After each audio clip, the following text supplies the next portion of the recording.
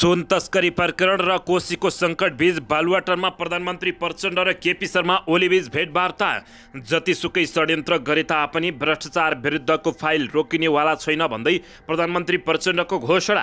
सुन प्रकरणमा सुन गाल्ने फ्याक्ट्रीमा प्रहरीको छापा। 100 होइन हजारौं किलो सुन गलाइएको आशंका। 100 किलो सुन प्रकरणमा ठमेलको होटल भियानाबाट बेल्जियम नागरिक दावा छिरिङ परि पक्राउ।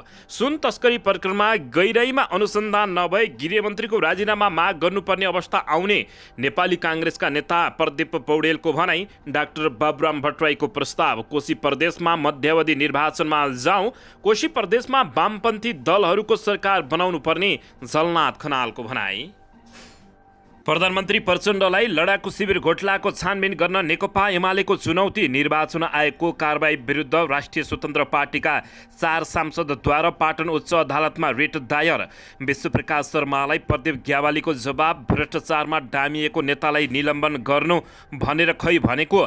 सत्तारूढ दल गठबन्धनलाई कोशीमा 7 दिन राप्रपाले खोज्यो प्याकेजमै सहमति। सुन तस्करी बारे उच्च स्तरीय राजनीतिक समिति बनाउन लेखा समितिको निर्देशन। शेयर बजार घट्ने क्रम रोकिएन। 2.5 अर्बमा समेटियो कार्यभार। कुन बढ्यो कुन घट्यो यसबारे सम्पूर्ण जानकारी। 15,000 जरिमाना तिराउने निर्वाचन आयोगको निर्णय विरुद्ध राष्ट्रपाका सांसदहरू अदालतमा। दलाल नोकरशाही पुँजीवाद सबै क्षेत्रमा हावी भएको अध्यक्ष माधव कुमार नेपालको टिप्पणी। जनयुद्धमा बाल सेना प्रयोगबारे मानव अधिकार आयोगको जवाब। भर्ती भएको उजुरी र अभिलेख देखिँदैन। चन्द्रमामा अन्तरिक्षयान पठाएको भारतले फेरि 7वटा उपग्रह अन्तरिक्ष पठाउने। धरानमा डेङ्गुबाट 8 जनाको मृत्यु। सङ्क्रमितको सङ्ख्या 2300 नाग्यो। नागरिक उन्मुक्ति पार्टी र सद्भावना पार्टी बीच भयो एकता। सङ्घीय शिक्षा ऐन मङ्गलबारको मन्त्रीपरिषदबाट पारित गरेर सदनमा पठाइने प्रधानमन्त्री पुष्पकमल दाहाल प्रचण्डको अभिव्यक्ति। र घरजग्गा कब्जा र बलात्कार गरेको आरोप लागेका मिटर ब्याज विरुद्ध मानस बेचबिखनमा जाहेरी दर्ता। संसदमा जानु अघि प्रत्येक दिन राष्ट्रिय स्वतन्त्र पार्टीले संसदीय दलको बैठक बस्ने। कलाकार शाहरुख ताम्राकारको मोबाइलमा भेटियो सुसाइड नोट। के लेखेका थिए त यसबारे सम्पूर्ण जानकारी। कोरियन भाषा परीक्षाका लागि आवेदन भयो खुल्ला। 1 क्विन्टल सुन तस्करी प्रकरणमा पक्राउ परेका दावा नेपालमा चिनिया गिरोह भित्राउने मुख्य नायिके भएको खुलासा। नयाँ बास पार्कमा यात्रुहरूको झोला तानेर हैरान गर्ने 10 जना परे नियन्त्रणमा। प्रहरीले निकै एक्सन लिँदै पहिरोले अवरुद्ध सिद्धार्थ राजमार्गमा एकतर्फी यातायात सञ्चालन। अब हिँड्नुहोस् पुरा समाचार।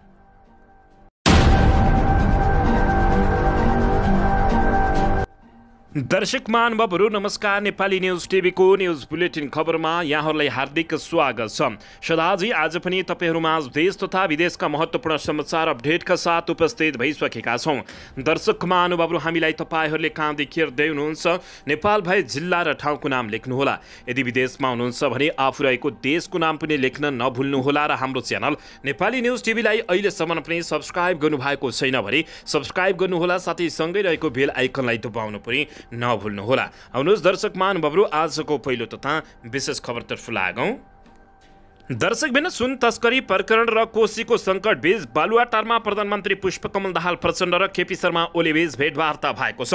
प्रधानमन्त्री पुष्पकमल दाहाल प्रचण्ड र नेकपा एमालेका अध्यक्ष केपी शर्मा ओलीबीच बालुवाटारमा 1.5 घण्टा लामो भेटवार्ता भएको हो।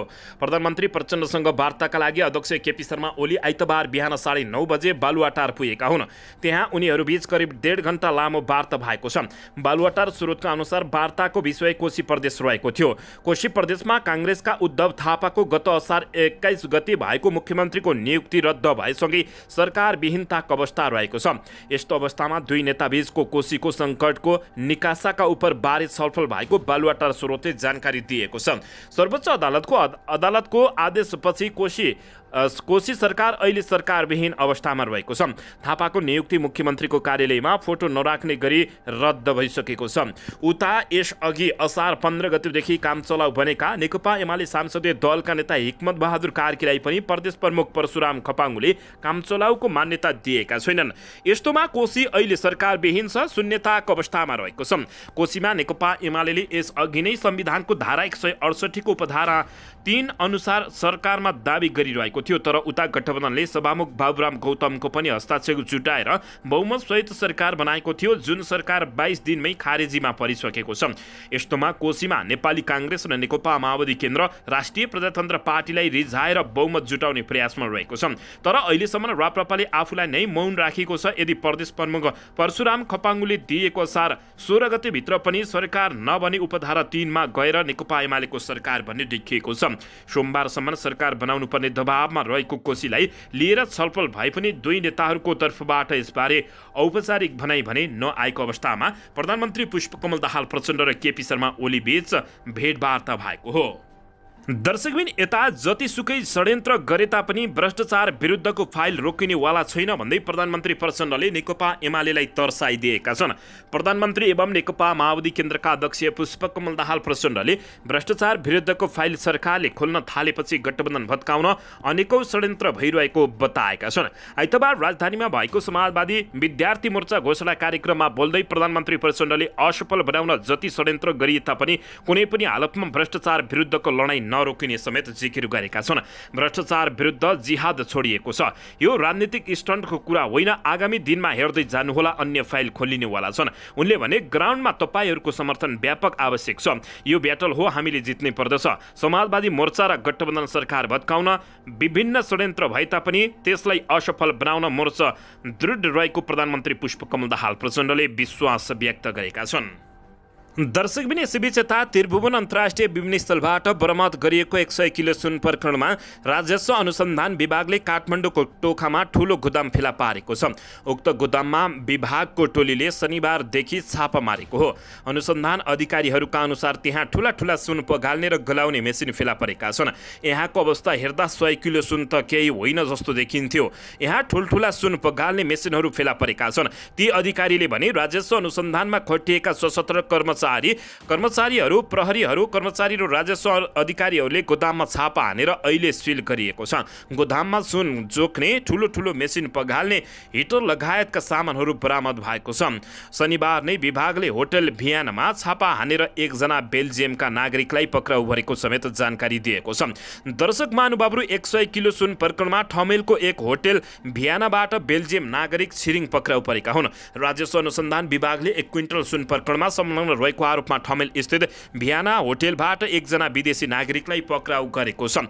विभागको टोलीले आइतबार होटलमा छापा मारी तिब्बती मुलुकका बेल्जियम नागरिक दावा छिरिङलाई पक्राउ गरेको हो। पक्राउ परेका छिरिङमाथि सोधपुछ भइरहेको छ।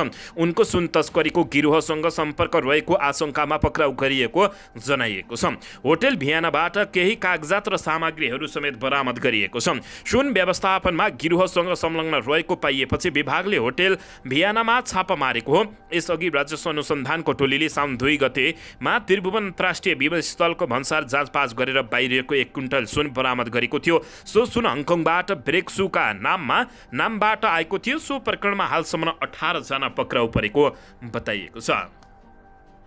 दर्शकबिन, यसैबीच यता सुन प्रकरणमा गहिराईमा अनुसन्धान नभए गृहमन्त्रीले राजीनामा दिनुपर्ने बताइएको छ। नेपाली काङ्ग्रेसका केन्द्रीय सदस्य एवं प्रतिनिधि सभा सदस्य प्रदीप पौडेलले सुन तस्करी प्रकरणमा गहिराईमा अनुसन्धान नभई गृहमन्त्री नारायण काजी श्रेष्ठ र अर्थमन्त्रीको राजीनामा माग गर्नुपर्ने अवस्था आउने बताएका छन्। नेपाल प्रेस युनियन रूपलदेहीले बुटवलमा गरेको पत्रकार भेटघाटमा पौडेलले सुन तस्करी प्रकरणमा भरियालाई देखाएर उम्किन नमिल्ने भन्दै गहिराईमा गएर अनुसन्धान गर्नुपर्ने बताएका छन्। सुन प्रकरणमा हलुका विषय होइन, गृह र अर्थ मन्त्रालयले थाहा नभई त्यति धेरै सुन कसरी बाहिरियो। पौडेलले भने भरियाको टाउकोमा दोष थोपारेर उम्कन मिल्दैन। यसको गहिराईमा पुगेर अनुसन्धान नभई हामीले नै गृहमन्त्री र अर्थमन्त्रीको राजीनामा माग्नुपर्ने अवस्था आउन सक्छ। उनले भने भ्रष्टाचार विरुद्ध पार्टीले आक्रामक ढङ्गले आवाज उठाए जनताले साथ नदिने उनले बताएका छन्। यसैबीच संघीयता खर्चिलो र बोझिलो भएको भन्दै उनले केन्द्रदेखि प्रदेश सरकारसम्म सांसद र मन्त्री तथा कर्मचारीको संख्या घटाउनु पर्ने समेत बताएका छन्। संघीयता असाध्यै खर्चिलो र बोझिलो भएको छ। यसले संघीयता बलियो र दिगो हुन्न। त्यसैले म सहित केही साथीहरूले संघीय सांसद 201 जना सदस्य, राष्ट्रिय सभा 35 सदस्य, संघीय मन्त्रीमण्डल 15 जनाको र प्रदेश मन्त्रीमण्डल 5 जनाको हुनुपर्छ भन्ने प्रस्ताव अगाडि राखेका छन्। उनले बताएका छन् संघीयतालाई बलियो र दिगो बनाउने भए सांसद, मन्त्री र कर्मचारीको संख्या घटाउने पर्ने उनको धारणा रहेको छ। छन्। संघीयतालाई चुस्त र छरितो बनाउन पहिला सांसद र मन्त्रीको सङ्ख्या घटाउने, त्यसपछि कर्मचारीको सङ्ख्या घटाउनु पर्दछ, उनले यस्तो बताएका छन्। दर्शकबिन यसैबीच यता डाक्टर बाबुराम भट्टराईले कोशी प्रदेशमा मध्यावधि निर्वाचनमा जान सुझाव दिएका छन्। नेपाल समाजवादी पार्टीका अध्यक्ष डाक्टर बाबुराम भट्टराईले कोशी प्रदेशमा तत्कालीन अवस्थालाई हेरेर मध्यावधि निर्वाचनमा जानुपर्ने धारणा व्यक्त गरेका छन्। कोशी प्रदेशका तत्कालीन मुख्यमन्त्री उद्धव थापाको नियुक्ति सर्वोच्च अदालतले बदर गरेर नयाँ सरकार बनाउन आदेश दिएपछि दलहरूले बहुमत जुटाउन राप्रपासँग छलफल गरेपछि असन्तुष्ट डाक्टर बाबुराम भट्टराईले गणतन्त्र, संघीयता, धर्मनिरपेक्षता विरोधी र समानतामा यो व्यवस्था उल्टाएर प्रतिक्रान्ति गर्न उद्धृत शक्तिको पाउ परेर सरकार बनाउन मरिहत्ते गर्नुभन्दा मध्यावधि चुनावमा जानु उनले उपयुक्त हुने बताएका छन्। उनले लेखेका छन्, 1 नम्बर प्रदेशमा घोषित रूपमा गणतन्त्र, संघीयता, धर्मनिरपेक्षता विरोधी र समानतामा यो अवस्था र व्यवस्था उल्टाएर प्रतिक्रान्ति गर्न उद्धृत शक्तिको पाउ परेर सरकार बनाउन मरिहत्ते गर्नुभन्दा यो संविधानका अन्तर्वस्तु स्वीकार गर्ने, शक्तिहरू मिलेर सरकार बनाउने नत्र मध्यावधिमा जाने विकल्प स्वीकार्नु उपयुक्त होइन र उनले प्रश्न गरेका छन्। यस्तै सत्ता लिप्सले संघीय लोकतान्त्रिक गणतन्त्र कमजोर बन्छ र प्रतिक्रान्तिको आधार तयार हुन्छ भन्ने कुरा कमसेकम हाम्रा लोकतन्त्रवादीहरू, मित्रहरू र क्रान्तिकारी करणहरूले बुझ्नुपर्ने बताएका छन्। सभामुख सहितको हस्ताक्षरमा नेपाली काङ्ग्रेस र माओवादी केन्द्रले सरकार निर्माण गरेपछि गत शुक्रबार सर्वोच्च अदालतले उल्टाइदिएको थियो। दर्शकबिन यता नेकपा एकीकृत समाजवादी पार्टीका सम्मानित नेता एवं पूर्व प्रधानमन्त्री झलनाथ खनालले पार्टी नेतृत्व दक्षिणपन्थीको बैशाखी बनेको आरोप लगाएका छन्। कोशी प्रदेशमा वामपन्थीहरूको सरकार बनाउनु पर्ने उनले सुझाव दिएका छन्। हामीले क्रान्तिकारी पार्टी निर्माणका लागि विद्रोह गरेका हौँ, त्यसैको औचित्य साबित गर्नुपर्ने ठाउँमा पार्टी दक्षिणपन्थीको बैशाखी जस्तो बनेको छ। त्यसको समीक्षा गरेर कमी कमजोरी हटाउनु पर्ने मेरो जोरदार माग छ। उनले एक कार्यक्रममा भने, तपाईले कार्यकारी अधिकारीको अध्यक्ष हुनुहुन्छ, कार्यकारी अध्यक्ष हुन चाहेको हो भन्ने प्रश्नमा नेता खनालले आफू पार्टीको नेतृत्व गर्ने सक्षम रहेको दावी गरेका छन्। उनले भने, म पदलाई लक्ष्य गरेर हिँड्ने मान्छे होइन, तर कुनै जिम्मेवारी लिनुपर्छ भने पछाडि हट्ने पनि छैन। म बुढो भएको छैन। पार्टी आन्दोलन र देश हाँक्ने मेरो उमेर हो, विचार हो। उनले भने, म नेकपा एकीकृत समाजवादीलाई सही वैचारिक धारमा अगाडि बढाउन र नयाँ नेतृत्वको विकास गर्न चाहन्छु। साथै उनले सिङ्गो कम्युनिस्ट आन्दोलन दक्षिणपन्थी भत्काउनमा रहेको आरोप पनि लगाएका छन्। खनालले भने, नेकपा एमाले मात्र होइन, नेकपा माओवादी केन्द्र पनि दक्षिणपन्थी भत्काउनमा छन् र हाम्रा पार्टी पनि त्यस दिशामै अग्रसर भएका छन्। उनले भने, नेकपा एमालेमा हुँदा पार्टीको लोकतान्त्रिकरणको नाममा गुटबन्दी गर्ने काम भयो, त्यसबाट मुक्त भएर काम गर्नुपर्दछ। आफ्नो पार्टी तत्काल नेकपा एमाले, माओवादी वा जनता समाजवादी पार्टी कसैसँग पनि एकता गर्ने पक्षमा नरहेको उनले बताएका छन्। बडो चाँडोभन्दा चाँडो राष्ट्रिय महाधिवेशनको दिशामा जानुपर्ने उनले औँलाएका छन्। एकीकृत समाजवादी पार्टी फुटको संघारमा गएको हो भन्ने पत्रकारको प्रश्नमा खनालले भने, हामी आफ्नो ढङ्गले काम गरिरहेका छौँ, तत्काल त्यस्तो सम्भावना नरहेको समेत उनले बताएका छन्। उनले भने, अर्को प्रसङ्गमा नेता खनालले कोशी प्रदेशमा वामपन्थीहरूको सरकार बनाउनु पर्ने बताएका छन्। उनले भने, कोशीमा गठबन्धनले सभामुखलाई फसायो, म त्यो असंवैधानिक कामको भर्सना गर्न चाहन्छु। गठबन्धन संविधानको रक्षा गर्न बनेको होइन र भन्दै उनले प्रश्न गरेका छन्। जसरी पनि बहुमतको सरकार बनाउने काम गठबन्धनले नगरोस्, अब 3वटा वामपन्थी दल मिलेर प्रगतिशील नीति कार्यक्रमका साथ बाँकी अवधिको सरकार चलाउनु पर्ने समेत उनले बताएका छन्। दर्शकबिन यसैबीच यता नेकपा एमाले सरकार र प्रधानमन्त्री पुष्पकमल दाहाल प्रचण्डलाई लडाकु शिविर प्रकरणको छानबिन गर्नु चुनौती दिएका छन्। नेकपा एमालेका उपमहासचिव प्रदीप ग्यावालीले प्रधानमन्त्री समेत रहेका माओवादी केन्द्रका अध्यक्ष पुष्पकमल दाहाल प्रचण्डलाई लडाकु शिविर प्रकरणको छानबिन गर्न चुनौती दिएका हुन्। नेकपा एमालेको सुदूरपश्चिम प्रदेश स्कुल विभागको आयोजनामा आजबाट सुरु भएको प्रदेश स्तरीय प्रशिक्षण कार्यक्रमको उद्घाटन गर्दै स्कुल विभाग प्रमुख समेत रहेका उपमहासचिव ग्यावालीले यस्तो चुनौती दिएका हुन्। उनले सरकारले रचनात्मक काममा मात्र गरिरहेको भन्दै लडाकु शिविरको छानबिन गर्न प्रधानमन्त्री प्रचण्डलाई चुनौती दिएका छन्। भुटानी शरणार्थी काण्ड र ललिता निवास प्रकरणमा मात्रै किन आइरहेको छ, लडाकु शिविरको छानबिन गर्ने सक्ने आँट छ उनले भनेका छन्। उनले 22 पटकसम्म सुन छाडेर 23औं पटक पक्राउ गरेको भन्दै त्यसमा पनि सरकारको कमजोरी भएको बताएका हुन्। 23औं पटक पक्राउ गरिएको रहेछ। उनले भने, 22 पटकसम्म त छुट्यौ नि, 8 दिनपछि सुन निकालिएको गोदाममा छापा मारेर के गर्न खोजेको हो। उनले भने, 22 पटकसम्म सुन तस्करी गर्नेहरूलाई खोज्नु पर्दैन, मुख्य नायक को हो खोज्नु पर्यो उनले बताएका छन्। दर्शकबिन यसैबीच आउनुहोस् अर्को समाचारतर्फ लागौँ। निर्वाचन आयोगको कारबाही विरुद्ध राष्ट्रिय स्वतन्त्र पार्टीका सांसदहरू पाटन उच्च अदालतमा पुगेका छन्। राष्ट्रिय स्वतन्त्र पार्टी रासपाका 4 जना सांसदहरूले निर्वाचन खर्च सार्वजनिक नगरेको भन्दै निर्वाचन आयोगले गरेको कारबाही विरुद्ध उच्च अदालत पाटनमा रिट दर्ता गरेका छन्। सांसदहरू सविता गौतम, शिशिर खनाल, विराजभक्त श्रेष्ठ र गणेश पराजुलीले निर्वाचन आयोगले साउन 9 गते प्रकाशित गरेको सूचना गैर कानुनी, क्षेत्र अधिकार बाहिर, स्वेच्छाचारी, रहेको भन्दै जरिमाना सम्बन्धी निर्णय विरुद्ध उत्प्रेषित प्रतिशोध तथा परमादेश माग गरेका छन्। रिटमा निर्वाचन आयोगले गरेको निर्णय पत्रचार तथा प्रेस विज्ञप्तिले आयोगले आफूहरूलाई प्रतिरक्षाको अधिकारबाट समेत वञ्चित गरिएको उनले उल्लेख गरेका छन्। निर्वाचन सम्बन्धी प्रचलित कानुनले निर्वाचन खर्च विवरण सार्वजनिक नगरी उम्मेद्वारलाई यस्तो प्रकृतिको समाज परिकल्पना गरेको अवस्था छैन, निवेदनमा भनिएको छ। त्रुटिपूर्ण र गैर संवैधानिक निर्णय गर्ने आयोगको अभ्यासले आयोग वस्तुगत र कानुनी आधारमा पनि आत्मगत र प्रचारमुखी कार्यमा तल्लीन रहेको भन्ने देखिन्छ, उनीहरूले बताएका छन्। निर्वाचन आयोगले निर्वाचन खर्च विवरण सार्वजनिक गरेको भन्दै प्रतिनिधि सभा तथा प्रदेश सभाका करिब 2500 उम्मेद्वारलाई जरिवाना गरेको छ। दर्शकबिन यसैबीच आउनुहोस् अर्को समाचारतर्फ लागौँ। नेकपा एमालेका उपमहासचिव प्रदीप ग्यावालीले नेपाली काङ्ग्रेस महामन्त्री विश्वप्रकाश शर्माले नेकपा एमालेका युवाहरू केपी शर्मा ओलीमाथि प्रश्न गर्न नसक्ने भन्दै गरेको कट्याक्सको जवाब फर्काएका छन्। आइतबार एमालेको सुदूरपश्चिम प्रदेश स्कुल विभागले धनगढीमा आयोजित गरेको प्रदेश स्तरीय प्रशिक्षण कार्यक्रमको उद्घाटन गर्दै ग्यावालीले भ्रष्टाचारमा डामिएको नेतालाई शर्माले निलम्बन गर्नुस् भन्न नसकेको भन्दै उल्टै प्रश्न गरेका छन्। हामीले भुटानी शरणार्थी प्रकरणमा हाम्रा 1 जना नेतामाथि प्रश्न उठ्ने बित्तिकै अनुसन्धानमा सहयोग होस् भनेर निलम्बन गर्यौं, तर एउटा पार्टी आफ्नो नेता जेल परिसकेको र निलम्बनसम्म गर्दैन उनले भने। त्यही पार्टीका एक नेताले भनेछन् नेकपा एमालेका युवा कामै लाग्दैनन्, प्रश्नै गर्न सक्दैन, भ्रष्टाचारमा डामिएको नेतालाई निलम्बन गर्नुस् भनेर खै साथी प्रश्न उठाएको उनले उल्टै प्रश्न गरेका छन्। यसअघि शनिबार काङ्ग्रेस महामन्त्री विश्वप्रकाश शर्माले पार्टीमा नेकपा एमाले युवा नेताहरूको हैसियत दुनामा खाएर कुनामा बस्ने सरह पनि नभएको बताएका थिए। काङ्ग्रेसका युवा नेताले पार्टी सभापति शेरबहादुर देउवासँग संसदीय दलको नेतामा मुस्कुराए र प्रतिस्पर्धा गर्ने आँट गरे तापनि नेकपा एमालेका युवाहरूमा पार्टी अध्यक्ष केपी शर्मा ओलीसँग प्रतिस्पर्धाका लागि साहस गर्ने आँट पनि नभएको उनको भनाइरहेको थियो। दर्शकबिन यसैबीच यता राष्ट्रिय प्रजातन्त्र पार्टी राप्रपाले कोशी प्रदेशमा सत्तारूढ दल गठबन्धनलाई 7 दिन प्याकेजमा सहमति खोजेको छ। कोशी प्रदेशमा सरकार निर्माणको किङ मेकरको भूमिकामा रहेको राप्रपाले प्याकेजमा सहमति नभई सत्ता गठबन्धनलाई कोशीमा मात्र 7 दिन नसक्ने उनले बताएको हुन्।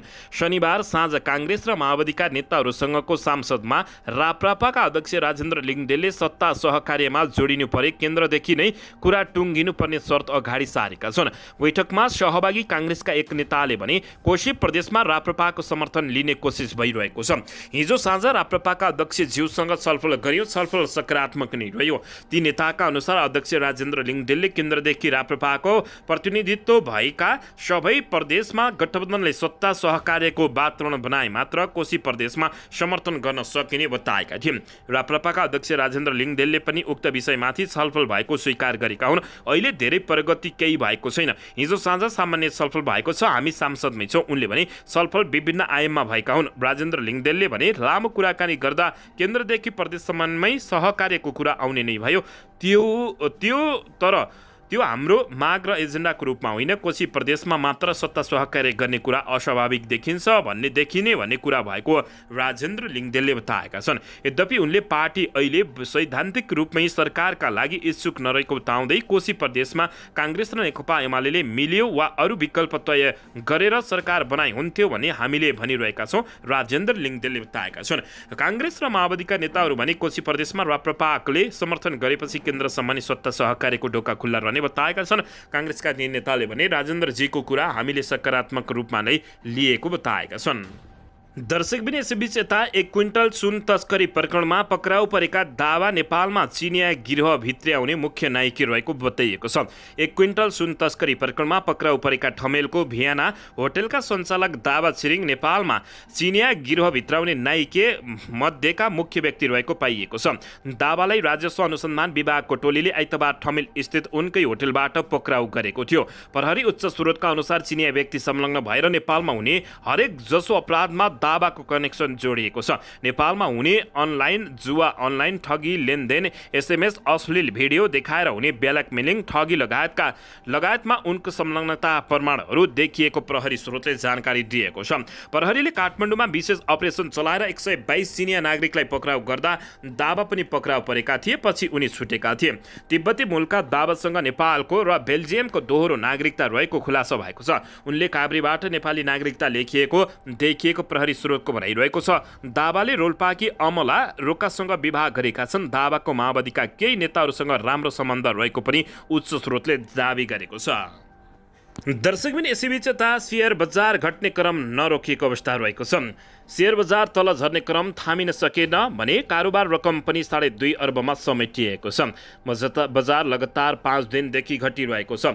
नेपाल स्टक एक्सचेन्ज लिमिटेड नेप्सेका अनुसार आज बजार 26.14 अङ्कले बजार घटेको हो।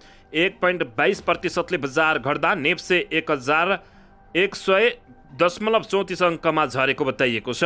आज 266 कम्पनीका 68,60,400 किता सेयर किनबेच हुँदा 2 अर्ब 50 करोड रुपियाँ 28,86,527.88 रुपियाँ बराबरको कारोबार भएको छ।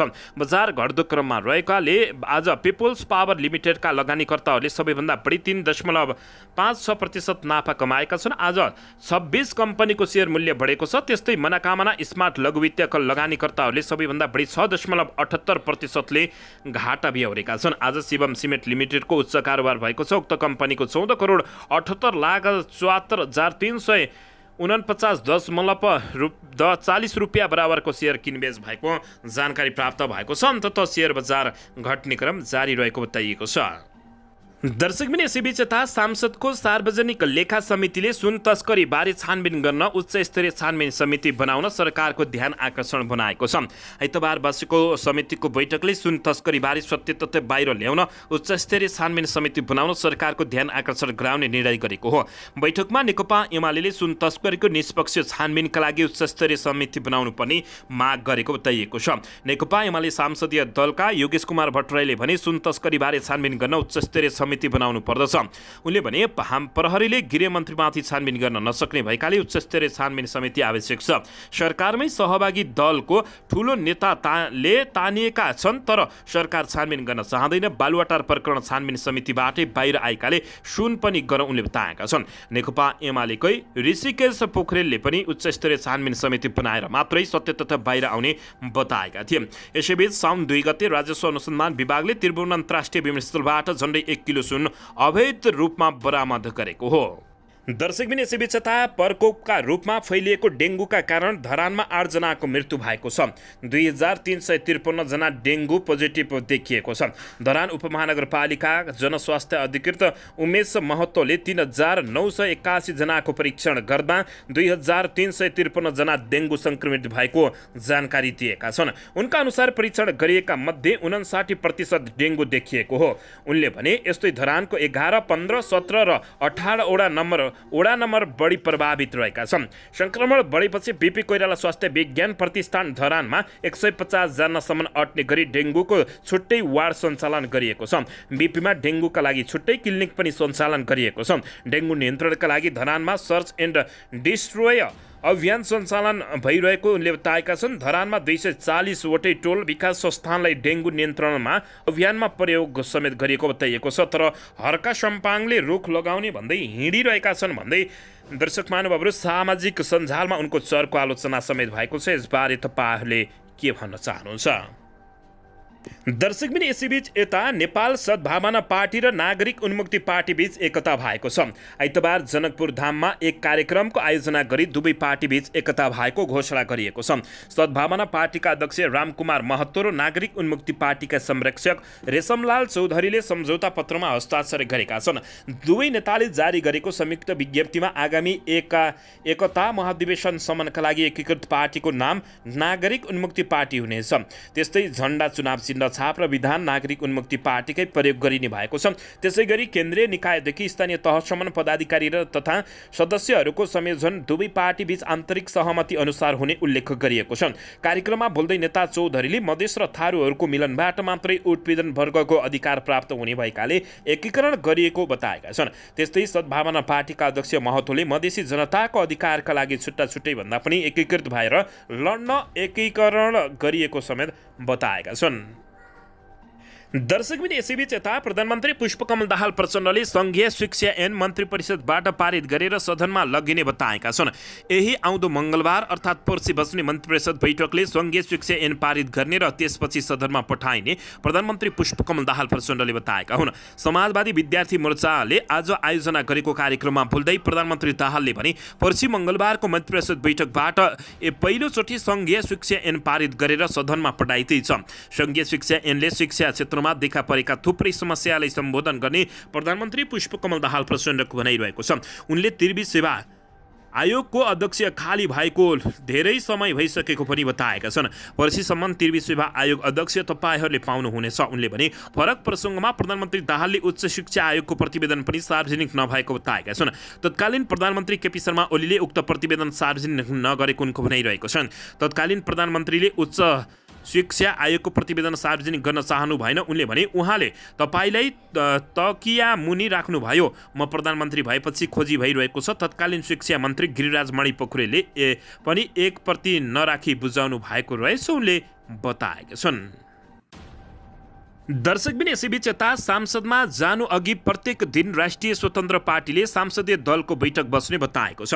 राष्ट्रिय स्वतन्त्र पार्टी रासपाले प्रतिनिधि सभा बैठकको अघि प्रत्येक दिन सांसदीय दलको बैठक बस्ने अभ्यास थालेको छ। साउन 10 गतेबाट प्रतिनिधि सभा बैठक अघि सांसदीय दलको बैठक बस्ने अभ्यास सुरु भएको राप्रपाका प्रमुख सचेतक सन्तोष परियारले बताएका छन्। उनले भने सांसद बैठक बस्ने दिनमा बैठकमा जानुभन्दा अगाडि आपसमा छलफल गर्ने अभ्यास सुरु गरेका छौँ। परिवारका अनुसार संसदीय दलको बैठकमा सम्बन्धित दिनको सांसद बैठकका एजेन्डामाथि छलफल हुनेछ। संसदीय दलको बैठक सांसद भवन बानेश्वर वा दलको कार्यालय सिंहदरबारमा बस्ने उनको भनाइरहेको छ। पार्टी सभापति ज्यूले बैठकको विषय वस्तुमाथि छलफल गरेर संसदमा जानु पर्यो भन्नुभयो। उनले भने साउन 10 गते पनि बैठक बसेको थियो, भोलि पनि बैठक बस्छौँ। परिवारले भने 31 असारमा बसेको प्रतिनिधि सभाको बैठकमा प्रक्रिया नबुझेर बेल घेराउमा उत्रिएको रासपा पूर्व तयारी गरेर मात्र अब बैठकमा प्रस्तुत हुन लागेको देखिन्छ। दर्शकबिन यसैबीच यता कलाकार शाहरुखको ताम्राकारको मोबाइलमा सुसाइड नोट भेटिएको छ। रातोपोल स्थित घरमा मृत अवस्थामा फेला परेका कलाकार शाहरुख ताम्राकारको मोबाइलमा सुसाइड नोट फेला परेको छ। प्रहरी प्रधान कार्यालय नक्सालको डिजिटल फोरेन्सिक ल्याबमा जाँचका लागि पठाइएको मोबाइलको नोटिसमा उनको मृत्यु हुनु अघि लेखिएको विवरण फेला परेको छ। जिल्ला प्रहरी परिसर काठमाडौँका स्रोतका अनुसार ताम्राकारले नोटमा आफूलाई विवादमा नपार्न भनेका छन्। झन्डै एक पाना लामो नोटमा उनले साथीहरू र परिवारलाई सम्झिँदै सबै गल्ती आफ्नै भएको बताएका छन्।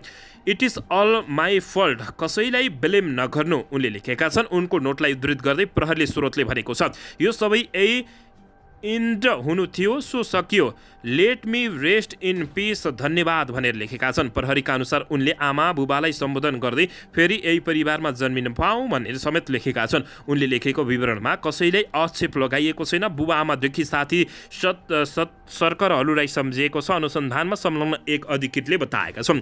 ताम्राकार 21 असारमा घरमा झुन्डिएको अवस्थामा फेला परेका थिए। लगत्तै उनको मोबाइललाई जाँचका लागि पठाइएको थियो। प्रहरी वृत्त माली गाउँमा उनी मृत भेटिएको भन्दै 21 असारको राति 11 बजे खबर पुगेको थियो। हाम्रो टोलीले पुगेर हेर्दा बाहिरबाट कसैको कोठामा इन्ट्रान्स भएको देखिएन। उनी भने एक्लै ढोका बन्द गरेर भित्र बसेका थिए। माली गाउँका एक प्रहरी अधिकृत भन्छन् उनको शवलाई निकालेर घरमा सर्च गर्यो। त्यस क्रममा कुनै नोट वा त्यस्तो अरू कुनै वस्तु फेला नपरेको जानकारी प्राप्त भएको छ। दर्शकबिन यसैबीच यता कोरियन भाषा परीक्षाका लागि आवेदन खुला भएको छ। वैदेशिक रोजगार विभाग EPS कोरिया शाखाले कोरियन भाषा परीक्षाका लागि आवेदन माग गरेको छ।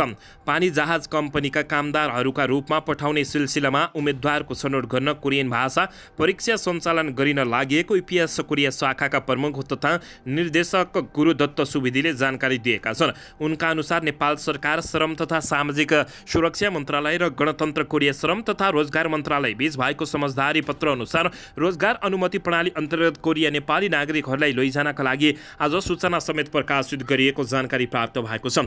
कोरियन भाषा परीक्षाका लागि यही साउन 20 गतेदेखि 24 गतेसम्म आवेदन दिन सकिने र आवेदकको उमेर 18 वर्ष पुरा भई 39 वर्ष ननागेको नेपाली नागरिक हुनुपर्ने शाखाद्वारा प्रकाशित सूचनामा उल्लेख गरिएको छ। दर्शकबिन यसैबीच यता नयाँ बस पार्कमा यात्रुहरूको झोला तानेर हैरान पार्ने 10 जना नियन्त्रणमा लिएको छ। नेपाल प्रहरीले काठमाडौँको नयाँ बस पार्कमा यात्रुहरूको झोला जथाभावी तानेर यात्रुहरूलाई दुःख र हैरानी दिने व्यक्तिहरूलाई पक्राउ गरेको छ। प्रहरी प्रभाग नयाँ बस पार्कको टोलीले पछिल्लो समय गमगबो स्थित नयाँ बस पार्कमा यात्रुहरूको झोला तानेर दुःख हैरानी दिने व्यक्तिहरूलाई पक्राउ गरी कारबाही गरेको बताएको छ। जिल्ला प्रहरी परिसर काठमाडौँका सहप्रवक्ता प्रहरी नायब उपरीक्षक DSP अनिल अधिकारीले विभिन्न स्थानबाट काठमाडौँ आएका यात्रुहरूलाई जबरजस्ती झोला तानेर दुःख दिने, हैरानी दिने ट्याक्सी चालक, होटल सञ्चालक र होटलमा कार्यरत कर्मचारीहरूलाई पक्राउ गरिएकोले जानकारी दिएका छन्। प्रहरीले शनिबार मात्र नयाँ बस पार्कबाट 10 जनालाई नियन्त्रणमा लिएको छ, जसमध्ये 4 जना होटल सञ्चालक समेत रहेका छन्। सुरुको समयमा सम्झाइ बुझाइ गरेर छाडेका छौँ। उक्त घटना दोहोरिएको खण्डमा कारबाही प्रक्रिया अगाडि बढाउनेछौँ उनले भने। प्रहरीले उक्त अभियानलाई निरन्तरता दिने उनको भनाइरहेको छ। नेपाली होटल व्यवसायी सङ्घका अध्यक्ष गणेश ढकालले होटल व्यवसायी सङ्घ र नेपाल प्रहरीको संयुक्त टोलीले यात्रुलाई दुःख दिने, हैरानीलाई दिनेहरूलाई कारबाहीका लागि अभियान सञ्चालन गरेको बताएका छन्। यात्रुलाई दुःख तथा हैरानी दिने जो कोहीलाई पनि कारबाही हुनुपर्ने उनको भनाइरहेको छ। दर्शकबिन यसैबीच यता स्वास्थ्य तथा जनसङ्ख्या मन्त्री मोहन बहादुर बस्नेतले वीर लगायतका केही सरकारी अस्पतालमा लागू गरिएको बिहान 8 बजेदेखि सुरु गरिएको बैरङ्गी सेवा प्रभावकारी भएको दावी गरेका छन्। शहीद धर्मभक्त राष्ट्रिय प्रत्यारोपण केन्द्रको मस्तिष्क मृत्यु अङ्ग प्रत्यारोपण सम्बन्धी प्रस्तुति पुनर्जन्म जन्म वृत्तचित्र सार्वजनिक कार्यक्रममा मन्त्री बस्नेतले यस्तो दावी गरेका हुन्।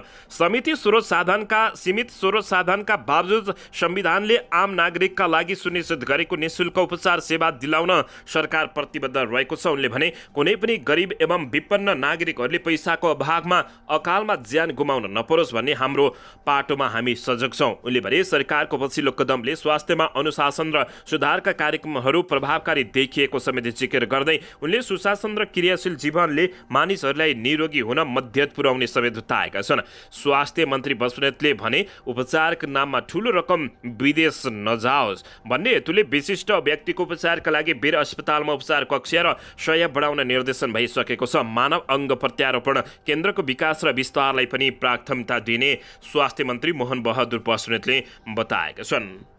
दर्शकबिन यसैबीच यता बझाङमा दलितको घर भत्काउने 3 जना पक्राउ परेका छन्। जोशी बस्ती नजिक दलितले घर बनाउन पाउँदैन भन्दै स्थानीयहरूले दलितको घर भत्काउनुका साथै मकै बाली काटेको बझाङ प्रहरीमा उजुरी परेको छ। बित्तचडी गाउँपालिका 7 स्यालढुङ्गाका पुटके ओखेडाको घर भत्काइएको आरोपमा प्रहरीले बिहिबार स्थानीय धामी गाउँका भवन जोशी, कृष्ण जोशी र नन्दलाल जोशीलाई पक्राउ गरेको छ। जिल्ला प्रहरी कार्यालय बझाङका प्रहरी नायब उपरीक्षक जागेश्वर भण्डारीले पीडितले दिएको जुरी अनुसार 3 जनालाई पक्राउ गरी अभद्र व्यवहारको मुद्दामा अनुसन्धान भइरहेको बताइएको छ। पीडित पुड्के ओखेडेले स्थानीय 30-32 जनाको समूहले हाम्रो बस्ती नजिक दलितले घर बनाउन पाइँदैन भन्दै जातीय रूपमा गाली गलौज गरी घर भत्काएको बताएका हुन्। घटनाका विषयमा बित्तचीड गाउँपालिकाका 7 का वडा अध्यक्ष दिनेश अधिकारीले पुड्के ओखेडाले घर बनाउन खोज्दा स्थानीय गैर दलितले भत्काइदिएको जानकारी दिएको समेत बताएका छन्। दर्शकबिन बझाङमा दलितको घर भत्काउने 3 जना पक्राउ परेको खबर प्राप्त भएको छ।